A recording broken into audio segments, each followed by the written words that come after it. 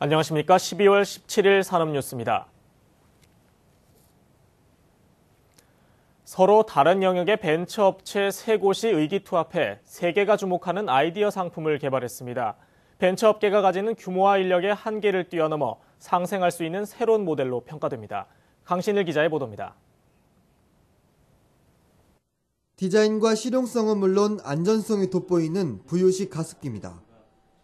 수조 세척을 쉽게 해 세균 번식을 억제하는 것이 가장 큰 특징으로 시판 준비 단계임에도 국내외에 많은 관심을 얻고 있습니다.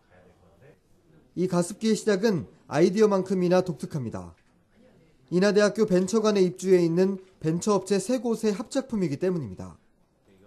각자 설계와 금형, 마케팅을 주력으로 업체를 운영하는 3명의 대표는 벤처업체의 한계를 극복하고자 올 초 의기투합했고 이는 대성공으로 이어졌습니다.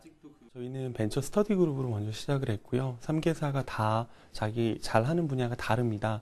그래서 서로가 한 개 업체에서 할 수 있는 분야가 좀 한계가 있는데요. 저희는 그 부분에 대해서 서로 협업을 통해서 좀 더 완벽하고 많은 것을 할 수 있는 그런 가능성을 얻을 수 있다고 판단이 돼서 시작하게 되었습니다.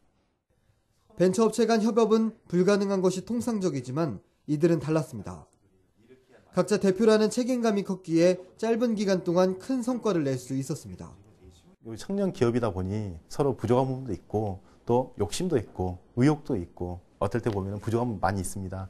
하지만 이 트러블이 있을 때마다 서로 이 가습기를 잘 만들기 위해서 총력을 다했습니다. 그래서 많은 부분을 이해하고 협업하고 그래서 부족한 부분은 보완하고 좋은 부분은 시너지가 났습니다.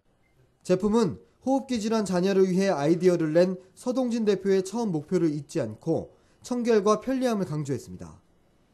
매출에 최적화된 제품을 만드는 것도 주요 판매 전략입니다. 해외 시장, 국내 시장 모두 범용될 수 있는 제품을 만드는 데 초점을 뒀습니다. 두 시장 다 저가, 중가, 고가 시장으로 나뉘고요. 특히 저희 제품은 고가 시장에 들어갈 수 있도록 처음부터 목표를 정해서 개발을 했습니다. 그래서 고가 시장의 가격대에 맞게끔 또 그에 해당하는 퀄리티 그 이상의 제품을 만들려고 노력을 해서 개발된 제품입니다.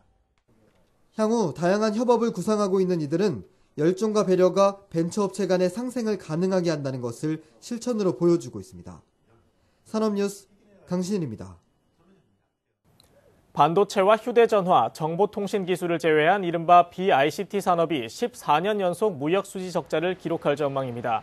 미래창조과학부와 산업통상자원부에 따르면 올 들어 지난달까지 전체 산업의 무역수지는 405억 달러 흑자를 기록했지만 BICT 산업의 무역수지는 414억 달러의 적자를 내고 있습니다. BICT 산업의 무역수지는 지난 2000년 적자로 돌아선 이후 적자를 지속하고 있습니다.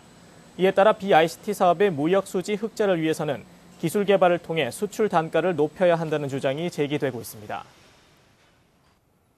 디자인 공모전과 발명대회 등 아이디어 공모전에서 주최 측이 일방적으로 아이디어에 대한 권리를 가져가거나 도용하는 행위가 사라질 전망입니다. 특허청은 최근 아이디어 권리와 관련한 불합리한 관행을 개선하기 위해 공모전 아이디어 보호 가이드라인을 확정 발표했습니다.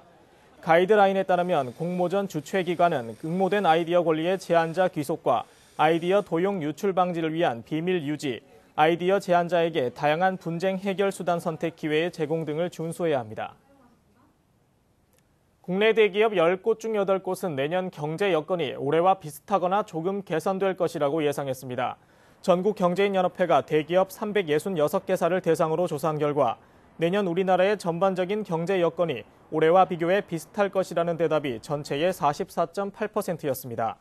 우리나라의 경기 회복은 내년 하반기나 2015년 이후에나 가능할 것으로 전망하는 기업이 많았고 내년 상반기에 가능할 것으로 예상한 응답은 10.5%에 불과했습니다.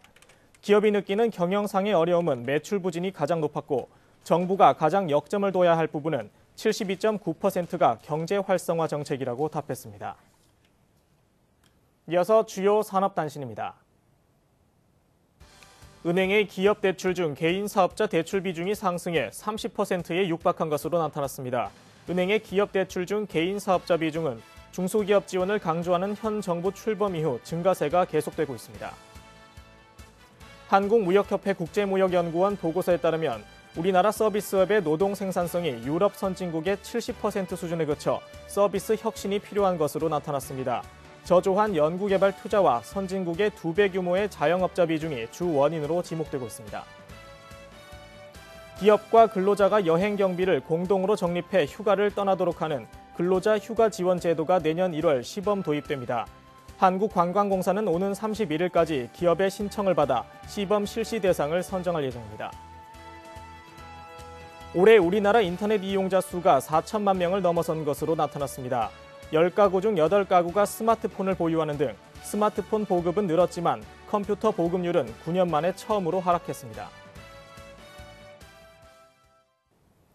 벤처기업 3곳의 상생과 협력. 잘 뭉친다면 분명 좋은 결과가 있을 겁니다. 앞으로 벤처기업의 새로운 성공 모델로 길을 닦아나가길 기대합니다. 오늘 산업뉴스 마칩니다. 고맙습니다.